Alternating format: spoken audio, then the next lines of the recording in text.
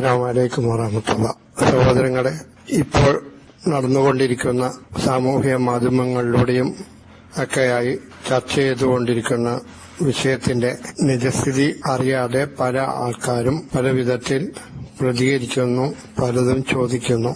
അതുകൊണ്ട് ഈ ഒരു വിഷയത്തിലുള്ള ഒരു വ്യക്തത വരുത്താനാണ് ഞാൻ ഇത്രയും സംസാരിക്കുന്നത്.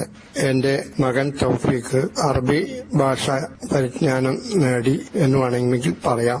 അതുകൊണ്ട് അറബി കിതാബുകൾ വായിച്ച് മനസ്സിലാക്കി ഉലമാക്കളുമായിട്ട് ബന്ധപ്പെടാനുള്ള ശേഷിയും ഉണ്ട് എന്നതുകൊണ്ട് ഉലമാക്കളോട് ചോദിച്ചു കഴിഞ്ഞാൽ കിട്ടുന്ന ഫത്വകളെല്ലാം അത് മൂപ്പർക്ക് തോന്നിയ സാഹചര്യത്തിൽ അതുമാത്രമാണ് ശരി എന്ന് അവതരിപ്പിക്കുകയും അങ്ങനെ ഉണ്ടായ ചില പ്രശ്നങ്ങളുമാണ് ഞാൻ നിലകൊള്ളുന്ന മർക്കസിൽ സംജാതമായിട്ടുള്ളത്. ഇതിനു മുമ്പ് പലതവണ ചർച്ച ചെയ്യപ്പെട്ടിട്ടുള്ള വിഷയങ്ങളാണ്.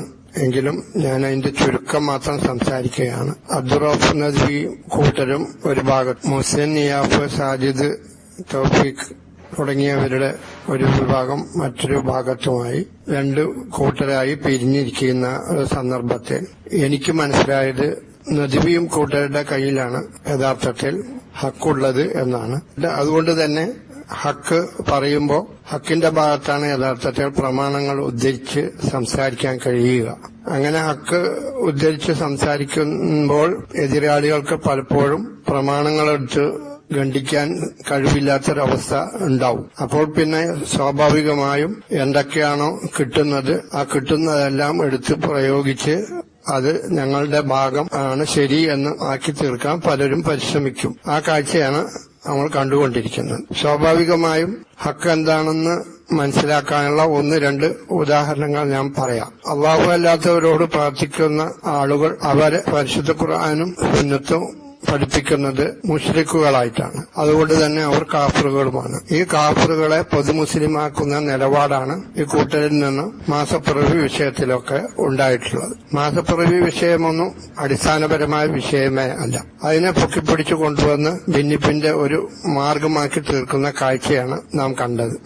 മാസപ്പിറവിയിൽ ഏറ്റവും അഫ്ളലായ നിലപാട് ഏതാണെന്ന് പണ്ഡിതന്മാര് കൃത്യമായി വിശദീകരിച്ചതിന്റെ അടിസ്ഥാനത്തിൽ അഫ്ളലായ നിലപാട് സ്വീകരിക്കുന്നവര് അത്രയ്ക്ക് അഫ്ളലല്ലാത്ത ഒരു നിലപാട് സ്വീകരിച്ചവര് പരസ്പരം രണ്ടു കൂട്ടരെയും വിമർശിക്കാതെ മുന്നോട്ട് പോകുക എന്നതാണ് ഈ കൂട്ടരുമായി ഒരു ചർച്ചയ്ക്ക് പോയപ്പോൾ ഞാൻ പറഞ്ഞത്. അവർക്കത് സ്വീകാര്യമായില്ല.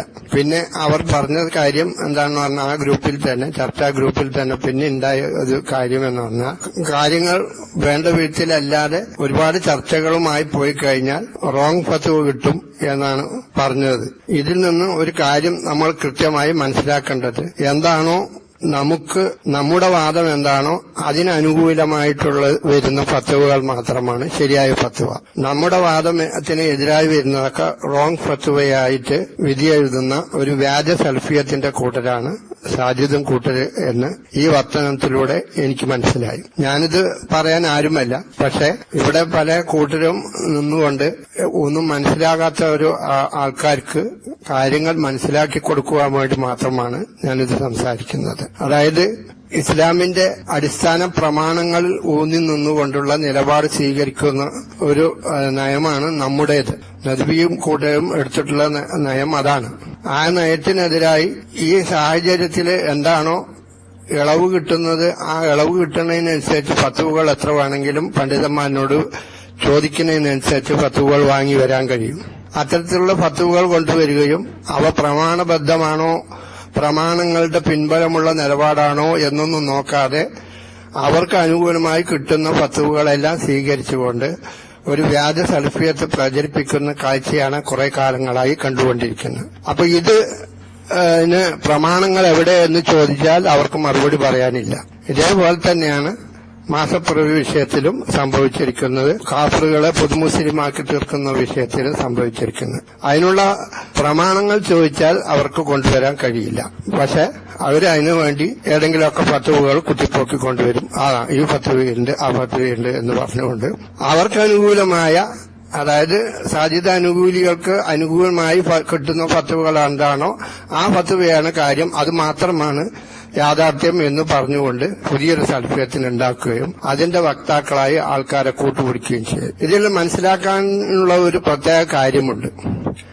ഇവിടെ ഇങ്ങനെ അഡ്ജസ്റ്റ്മെന്റ് ചെയ്തുകൊണ്ട് ജീവിക്കാൻ, അതിന് അഡ്ജസ്റ്റ്മെന്റിനനുസരിച്ചുള്ള ഫത്വകൾ കിട്ടുമ്പോൾ അതനുസരിച്ചിട്ട് ജീവിക്കാനും ഒക്കെ എളുപ്പമാണ്. അതേസമയത്ത് ഒരു ഹക്ക് ബോധ്യപ്പെട്ട് ആ ഹക്കിനനുസരിച്ച് ഒരു നിലപാടെടുത്ത് അത് പ്രാവർത്തികമാക്കി കൊണ്ടുവരണമെങ്കിൽ നല്ല പ്രയാസമുണ്ട്. അപ്പൊ സ്വാഭാവികമായിട്ടും അഴകുഴമ്പം നയം എടുത്തുകൊണ്ട് കിട്ടുന്ന ഫത്വകൾ കൊണ്ടുവരുന്നവരെ സ്വാഭാവികമായിട്ടും കുറെ പേർക്ക് ഇഷ്ടപ്പെടും. അങ്ങനെ കുറെ ആണികൾ മുരീദന്മാര് ഈ ഫത്വകൾ കൊണ്ടുവന്ന് ഇതാണ് ഫത്വ പറഞ്ഞു ഫത്വകൾ കൊണ്ടുവന്ന് നിറച്ചിട്ടുള്ള ഫത്വകളുടെ പിന്നാലെ പോകുന്ന കുറെ വ്യാജ സൽഫി തരീക്കത്ത് ആണ് ഇവിടെ ഉണ്ടാക്കി വെച്ചിട്ടുള്ളത്.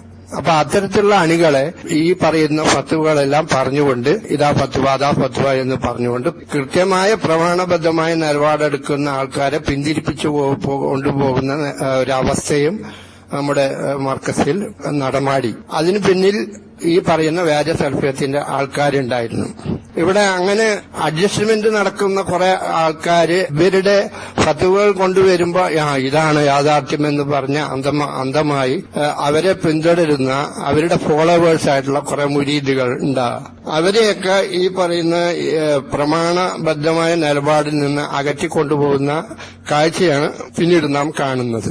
ഒരു ഉദാഹരണം പറഞ്ഞു കഴിഞ്ഞാൽ മാസപ്പിറവി വിഷയം വന്നപ്പോ ആ വിഷയത്തിൽ ഇവിടെ നമ്മുടെ മർക്കസ് ഇമാം അബൂ ഹനീഫ വടക്കഞ്ചേരിയിൽ എല്ലാവരും യാതൊരു വിധത്തിലും പ്രശ്നമില്ലാതെ എല്ലാവരും ഏകമാസപ്പിറവി അംഗീകരിച്ചുകൊണ്ട് ഒറ്റക്കാഴ്ച അടിസ്ഥാനത്തിൽ ഈദ്ഗാഹ് നടത്തിയവരായിരുന്നു. അവരുടെ ഇടയിൽ പിന്നെ അത് ഭിന്നിപ്പാണ് എന്നൊക്കെ പറഞ്ഞ് ഭിന്നിപ്പ് ഇവര് ഉണ്ടാക്കുകയാണ് ചെയ്തിട്ടുണ്ടായിരുന്നത്. എന്നിട്ട് അവരിനെയൊക്കെ ഓതിക്കൊടുത്തുകൊണ്ട് ഇവരുടെ മുമ്പിൽ അങ്ങനെയല്ല, അത് നാട്ടുകാരന്റെ ഒപ്പം ചെയ്യണം.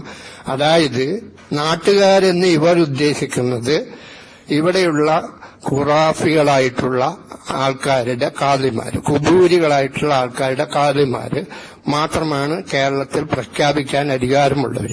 അങ്ങനെ കുബൂരി കാളി പ്രഖ്യാപിച്ചാൽ മാത്രമേ ഇവിടത്തെ കേരളത്തിലെ നോമ്പും പെരുന്നാളും ഉണ്ടാവുകയുള്ളൂ. അങ്ങനെയുള്ള നോമ്പും പെരുന്നാളും ആഘോഷിക്കുന്നതാണ് ഭിന്നിപ്പില്ലായ്മ, അവരുടെ ഒപ്പം കൂടുന്നതാണ് ഐക്യം എന്ന് പറഞ്ഞു പഠിപ്പിച്ചു. കുബൂരി കാളി കണ്ടാലേ മാസം അർപ്പിക്കുള്ളൂ എന്ന് പറയുന്ന നിലപാട് ഇവിടുത്തെ വിശുദ്ധംകാർക്കും ഉണ്ടല്ലോ.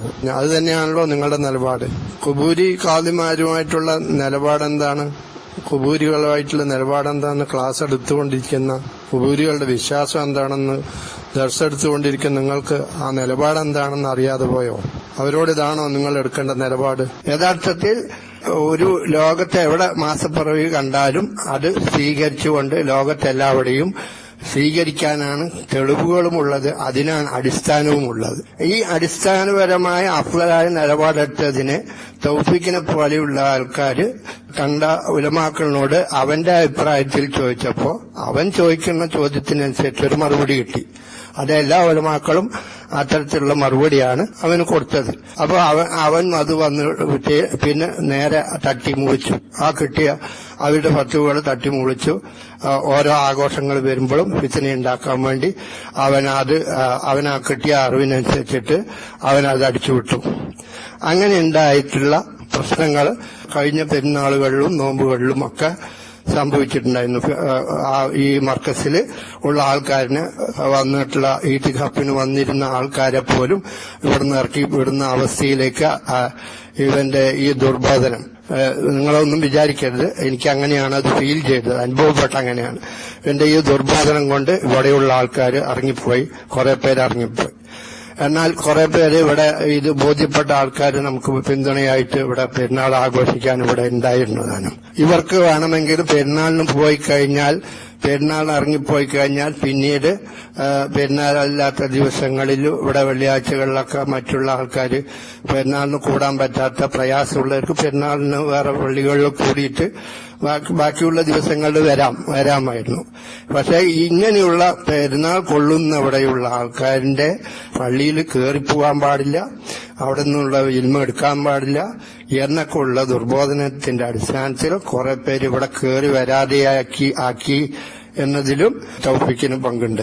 അപ്പൊ ഇങ്ങനെ ഒരു സലഫിയത്തിൽ വാർത്തെടുക്കാൻ വേണ്ടിയിട്ടുള്ള ഒരു മർക്കസ് ആരംഭിച്ചതിന് കൃത്യമായ പ്രമാണബദ്ധമായ നിലപാടെടുത്തതിന് ഇവരുടെ വ്യാജ സൽഫിയത്ത് പറയുന്നു അത് മൻഹജിനും അക്കീദയ്ക്കും എതിരാണെന്ന് പറയുന്നു. എന്നിട്ട് അവരുടെ വ്യാജ സൽഫിയത്ത് അംഗീകരിക്കാത്തവരൊക്കെ അക്കീദയിലും മൻഹജിലും പിഴവുള്ളവരായി ചിത്രീകരിക്കുകയും ചെയ്യുന്നു. ഇതാണ് യഥാർത്ഥത്തിൽ.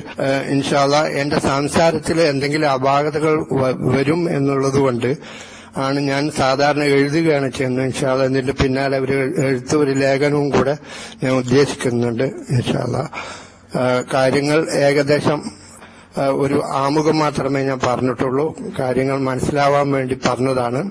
ഇതാണ് പ്രമാണബദ്ധമായി ഇതുവരെ എടുത്തിട്ടുള്ള നിലപാടിന് വിരുദ്ധമായി തങ്ങളുടെ നിലപാടിനനുസരിച്ച് കിട്ടുന്ന ഫത്വകൾ എടുക്കുന്ന ഒരു വ്യാജ സലഫിയത്തും പ്രമാണബദ്ധമായ നിലപാടും തമ്മിലുള്ള യുദ്ധമാണ് ഇവിടെ നടന്നുകൊണ്ടിരിക്കുന്നത് എന്നാണ് ഞാൻ പറഞ്ഞു വന്നതിന്റെ ചുരുക്കം. അതുപോലെ തന്നെ നിങ്ങൾ അബ്ദുറൌഫ് നദ്വിക്ക് അക്കീദയിലും മൻഹജിലും പഴവുണ്ട് എന്ന് ആരോപിച്ചു ഉസിന്റെ നേതൃത്വത്തിൽ. അപ്പൊ അത് തെളിവ് സഹിതം പ്രാമാണികമായി അത് വ്യക്തമാക്കി കൊടുത്തിട്ട് നദ്വി നിഷേധിക്കുന്നുണ്ടെങ്കിലല്ലേ മൂന്നാമതൊരു ആളിന്റെ അടുത്തേക്ക് പോകേണ്ടത്. അല്ലാതെ ഇത് വ്യക്തമാക്കി കൊടുക്കാതെ ഒരു മക്കളിലേക്ക് പോകാമെന്ന് പറയുന്നതിന്റെ യുക്തി എന്താണ്? അതിന്റെ അടിസ്ഥാനത്തിലാണ് നിങ്ങൾ അങ്ങനെ പറഞ്ഞുകൊണ്ടിരിക്കുന്നത്. അസ്സലാമു അലൈക്കും വറഹ്മത്തുള്ളാഹി വബറകാതുഹു.